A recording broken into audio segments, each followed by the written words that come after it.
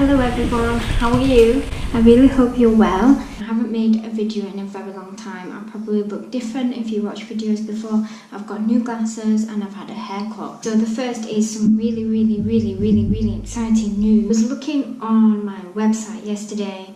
There's stats, so stats just tell you, how many people are looking at your website, what they're searching for, what they're looking at. It's basically like a report, and I try not to look at it too often. You get addicted to numbers, and that's not what it's about for me. It's very interesting and it's important as well to know what your competition is and all that sort of stuff. So anyway, I was looking out of interest, and I wanted to know month by month. I like to check up every month and compare the data.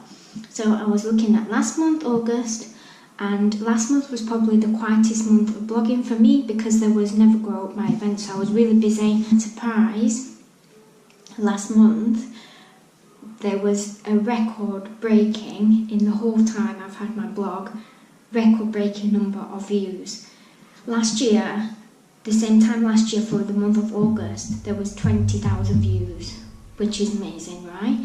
And then for last month this year, it was 50,000. When I saw the number, I didn't know, my heart was pounding, and I know it might sound stupid because it's just a website, but it means a lot to me. And I was in shock, and I was just thinking, 50,000 is 500,000, and now talking about it makes my heart jump, and I could not believe it. And I just wanted to say thank you for telling people about it, reading it, everything. I really can't believe it. It is a huge achievement. I never imagined this at all. When I created my blog 2 years ago, I thought a couple of hundred people would read it, not 50,000 people. 50,000 is a lot of people. It sort of makes me really nervous, really proud, and it gives me anxiety at the same time.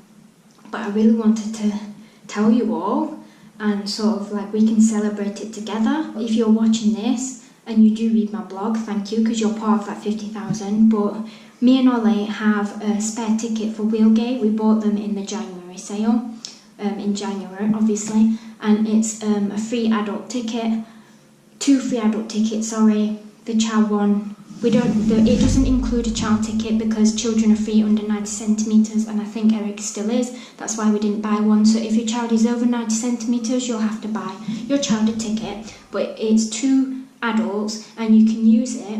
I'll double check. I think it's the end of the year, so I know it's not much time, but it even includes events, so like Halloween and Christmas, and you can go for free. So it's 2 free adult tickets for Wheelgate in Nottinghamshire. You'd have to pay for children, but it entitles 2 free adults, and I really like to give it to someone who reads my blog. You don't have to like it or share it. This is not that sort of thing. I'd rather not call it a giveaway because, with giveaways it's sort of like a competition, isn't it? And I don't want everyone to compete. I wish I could give 50,000 people Wheelgate ticket, but it's not going to happen. So it's just a little thing from me to you. We just bought one extra, and we're just going to give it to one of you who read my blog as a thank you. You can just comment. I will just choose someone at random. And yeah, thank you very much. I know it's not a lot, but I just wanted to sort of give something.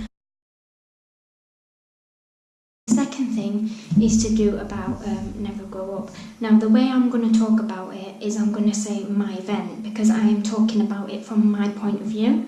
So for a minute I might say I or my, but actually it's not my event as a solo. My event is so difficult, but to say my event or our event, but it was a partnership with Rebecca from Hullabaloo Parties. It wasn't a sole thing. It wasn't my event as in the whole thing was down to me. I didn't create or organise the entire thing. It was a joint thing. Rebecca, thank you so much for inspiring me from day one. Thanks to you. It happened and it was amazing. It was one of the best days of my entire life. A lot of drama post-event, and it's got me really down. It's given me a lot of anxiety, and it's made me feel like I don't want to do it again. I just want to put this out there and end it here, that I really am grateful for all the volunteers, all the donations, all the sponsors, everyone that joined together and contributed to the event, and hundreds of people came. Thank you so much to everyone. I am very grateful. It's not me. I've tried my hardest to promote and advertise everyone who constantly. I've got hundreds of email messaging my personal page or my Fritzwood top page, and it's very hard to keep on top of. I've had criticism from volunteers as well, and it's really hard for me to take all of it. I know it's my responsibility because I'm half of the event, or it's not half and half, but you know what I mean. It's a joint thing, so yes, it is my responsibility. I'll take that on board, but at the end of the day, it's my first ever event I've ever done in my entire life. I'm not experiencing this at all. I haven't got a clue what I was doing. Rebecca organises events for her job. She's the manager of the church, and thanks to her, she made it happen for me. Otherwise, I would not have been able to do it. I am very, very grateful for her help. She is an inspiration to me. She is such a hard-working woman. She is amazing. She's creative, and I can't believe I've met someone like her. Thank you so much, Rebecca, and everyone else. That I've had a lot going on in the last few months, not only with the event, blog, live, everything, but other stuff as well. And I really try my hardest. It's not going to be the best. I'm never going to be the best. There are going to be mistakes. There's been mistakes. I know I've done things wrong. I know people are not happy with me. But please try for 1 minute to just remember that it was the first time I'd ever tried. I've never done it before. We raised hundreds, thousands of pounds for charity. Lots and lots and lots of families, grandparents, carers, businesses, volunteers, charity workers were very impressed and happy and had a fantastic day of the event. That's all that matters. All the little mistakes, everything I've done wrong, I've apologised to everyone. I've told everyone I'm sorry for the things I've done wrong. If I made a mistake on the day, or if I was in the kitchen for 10 minutes having a drink and it looked like I was slacking off, I was not slacking off. I was just collecting the thoughts in my mind to do with the whole event. I apologise for anything I've done wrong, and if we could just leave it at that. So I thought we'd just talk about things and stuff coming up. So the end of summer's been drawing to a close. This month is Eric's birthday, and he will be 3 years old. I feel like he's grown so much in a year. His 2-year-old birthday, he didn't even know what birthday was. He didn't really understand what was going on. This year is completely different. He's so grown up now and he completely understands everything. He is obsessed with Halloween, everything to do with scary stuff. I blame the time of year he was born. It's the 26th of October, so I'm hoping to take him to a lot of Halloween stuff this year. If you've got any recommendations, please let me know. But something very exciting that we're doing, like sort of for his birthday, or just a celebration as a family.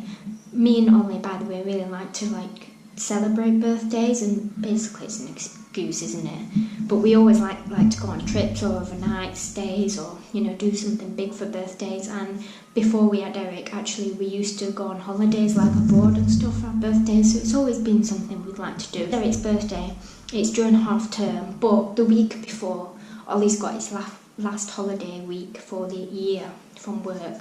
And we were sort of like, well, we could just stay at home and get things done. We've got a lot of house stuff to do. We could go somewhere nice for Eric's birthday early. But you know what we're like, we really like trips, don't we? We really wanted to do like what we did back in May. We went to 5 cities in 6 days, and we went to all different places, with trains of course because we don't drive. Went to 3-4 places we've never been before: Leicester, Blackpool, Birmingham and Liverpool. And then we also went to Leeds, and it was amazing. And we really wanted to do something similar, but we could not, it was so hard to plan without going somewhere we've already been, other than going really far north or really far south, and we just haven't really got the time or the money right now to do that, so that was sort of scrapped off. And then we've ended up booking 4 days in London, and then we're going up to Nottingham, going to Wheelgate, and then we're staying in Nottingham for 3 days and hopefully going somewhere else from Nottingham for the day. We found a good apartment in London, very, very, really good if you're on a budget. Just found that on booking.com. It took hours and hours and hours to find it. But yeah, so I found that, and if I've learned absolutely anything from our last stay when we went to London last year, is it last year? Yeah, and we really wasn't gonna ever go back to London because of that experience. Not London, I used to live in London, so did Ollie when we were in university. We know it well, we loved it. I love London, it means a lot to me. But just the whole going to London with Eric as a toddler, and the accommodation was absolutely awful. We went to Brighton for 3 days to literally escape the accommodation. We actually ended up extending our accommodation in Brighton because we really didn't want to go back to London. The B&B was awful. It was the worst place I've ever stayed.